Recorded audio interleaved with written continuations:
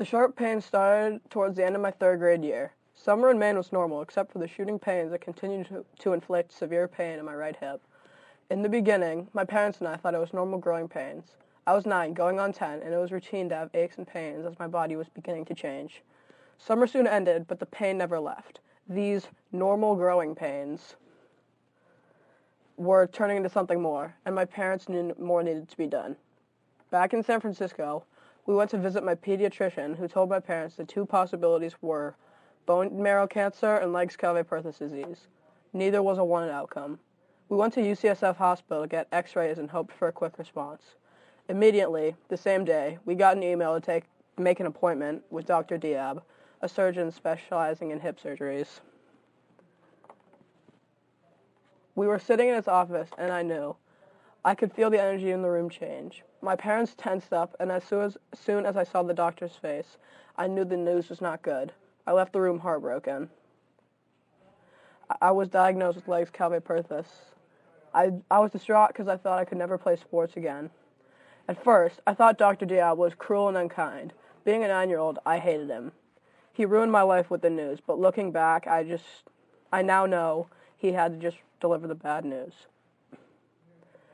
The two options I had to choose from were, 1, wear a brace. In 6 or so years, I'd be fine, but in that time I could not play sports or run around. My second option was to have surgery, and in 8 months, I'd be able to play sports, but I would have a major limp. I wanted the brace because I was scared of surgery, but my parents knew it would be best to have surgery in the long run, so I had surgery.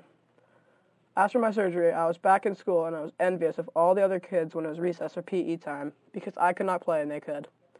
Reminiscing on my experience since my surgery, I now realize that not giving up has led to me playing sports again and limping less.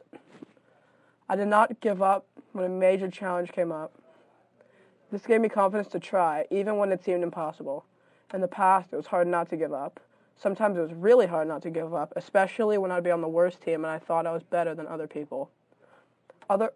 Or when I would play the minimum time per game, I'd always think the coach wouldn't play me because I could not run as fast as everybody else. When I was recovering from my surgery, my parents told me that Brett Favre had the same thing in the past. Being a huge Vikings fan, that was a small part of inspiring me to play sports again.